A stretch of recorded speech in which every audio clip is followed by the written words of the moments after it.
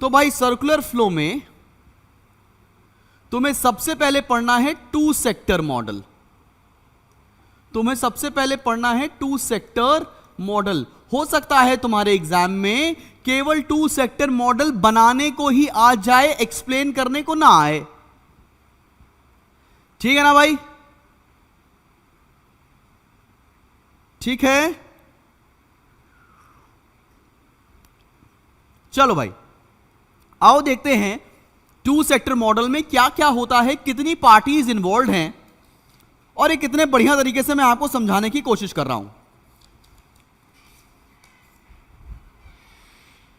चलो भाई to sector model start कर रहे हैं। सबसे पहला जो पार्टी इन्वॉल्व है उसे बोलते हैं हाउस होल्ड। उसे क्या बोलते हैं हम लोग? उसे बोलते हैं अपन हाउस होल्ड। उसे बोलते हैं हम लोग हाउस होल्ड। और दूसरी पार्टी जो इन्वॉल्व है उसे बोलते हैं फर्म्स। एक पार्टी है हाउस होल्ड, एक पार्टी है फर्म। अब एक और पार्टी है यहां पर, उसको बोलते हैं हम लोग कैपिटल मार्केट। मेरे साथ साथ बनाते चलो प्लीज, तो तुम्हें समझ में आएगा इन डिटेल। एक अगली पार्टी है जिसको बोलते हैं हम लोग कैपिटल मार्केट। कैपिटल मार्केट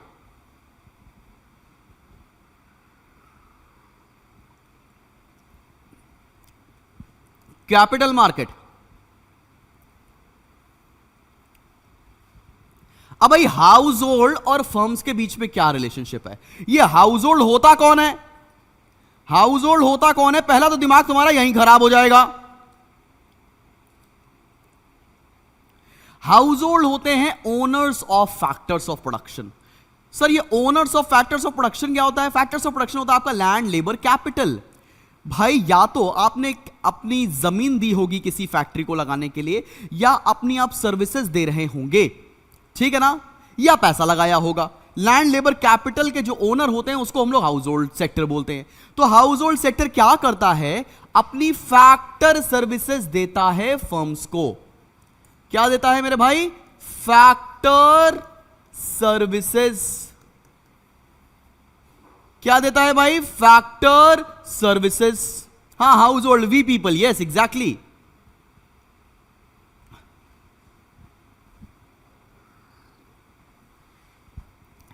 अगर मैंने हाउस होल्ड ने फर्म्स को अपनी फैक्टर सर्विसेज दी हैं, तो बदले में फर्म क्या देगा?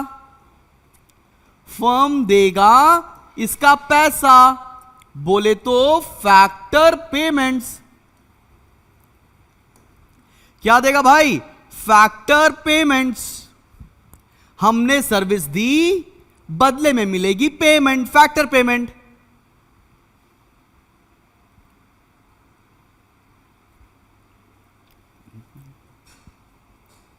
ठीक है?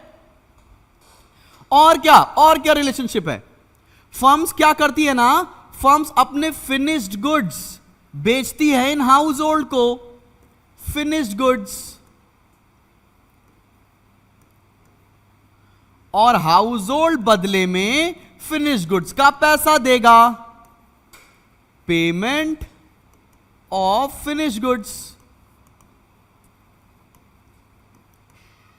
Payment of finished goods. बात समझ में आई? अब देखो मैंने यहां पर तुम्हें दो चीजें बताई हैं। एक मैंने बोल्ड लाइन से बताया, उसको बोलते हैं रियल फ्लो। उसको बोलते हैं रियल फ्लो।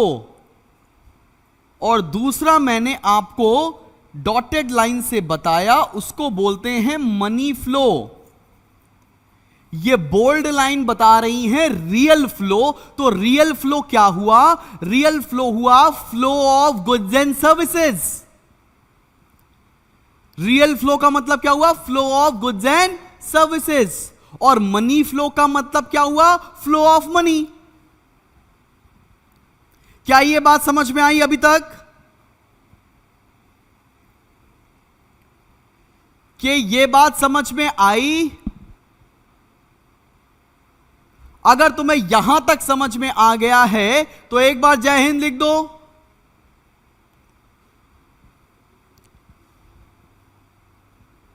आप एग्जैक्टली ये लिख कर आ सकते हैं, कोई दिक्कत वाली बात नहीं है।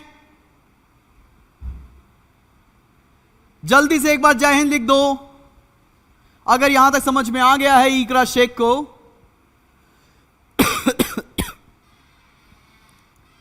शानदार, जबरदस्त, क्या बात है। अब एक और चीज होती है, हाउस होल्ड अपना पैसा सेव करता है कैपिटल मार्केट में और कैपिटल मार्केट से इन्वेस्टमेंट उठाता है फर्म्स।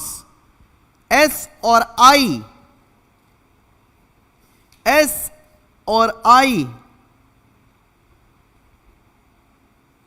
अब सर एक बात और बता दीजिए, यहां पर एक इक्विलिब्रियम कंडीशन होती है, इसके ऊपर आपको क्वेश्चन पूछा जा सकता है कि equilibrium condition in two sector model with financial market क्या होगा, तो तुम वहां बताओगे S should be equals to I, S should be equals to I, S should be equals to I. Yes Shravya, very good. S should be equals to I.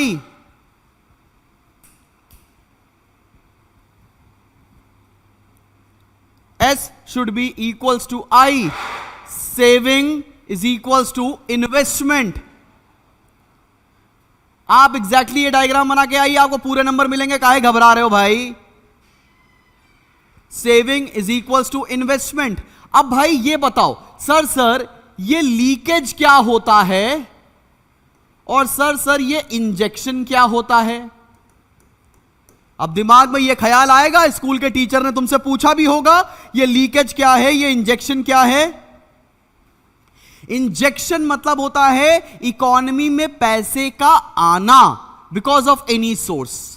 Injection का मतलब क्या है, इकोनॉमी में पैसे का आना, इन्वेस्टमेंट आना इंजेक्शन है। सेविंग करना लीकेज है, किसी भी इकोनॉमी से पैसे का जाना लीकेज है। सर समझ में आ रही बात?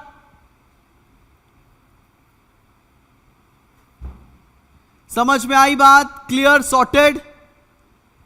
लीकेज समझ में आया, इंजेक्शन समझ में आया। Injection is adding money, leakage is withdrawal of money from the economy. तो सेविंग एक तरह का विड्रॉल है, लीकेज है, और इन्वेस्टमेंट एक तरह का इंजेक्शन है। यहां तक बात समझ में आ रही है? अभी two sector model with saving and investment सबको क्लियर है? सबको क्लियर है? सबको क्लियर है कि नहीं? आगे बढ़ जाऊं?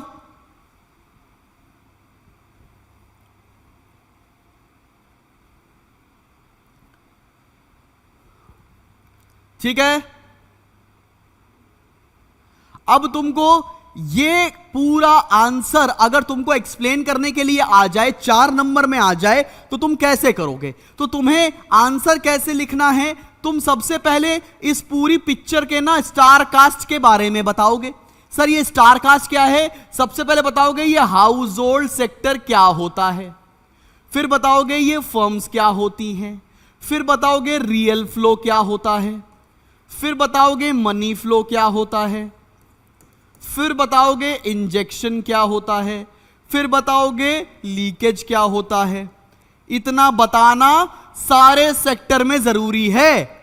फिर आपस में रिलेशनशिप बताओगे, रिलेशनशिप, और रिलेशनशिप तो तुम लोग बढ़िया बता लेते हो कि हाउस होल्ड क्या करता है फर्म को, household render their factor services and in return firms pay factor payments. Firms sell their finished goods to household sector and in return household sector make the payment for the finished goods which they have purchased. किसी भी language में लिख सकते हो, तुम्हारा काम हो जाएगा। मगर सबसे पहले तुमने स्टार कास्ट के बारे में बताया, फिर रिलेशनशिप के बारे में बताया, फिर मजे ही मजे, और डायग्राम तो बना के आना ही आना है। बात समझ में आ रही है? एक बच्चा पूछ रहा है सेविंग लीकेज कैसे है। भाई इकोनॉमी से पैसा निकलकर सेव हो रहा है ना, तो इकोनॉमी में तो रहा नहीं, इसलिए लीकेज है। जो खर्चा हो रहा है वो इंजेक्शन है, जो बचा रहे हैं वो लीकेज है। बढ़े आगे। एक शुभ रस्तोगी पूछा, सर इतना सब कुछ लिखना होगा? हां मेरी जान, इतना सब कुछ लिखना होगा। इतना सब कुछ लिखने के लिए ही तुमने इस धरती पर जन्म लिया है।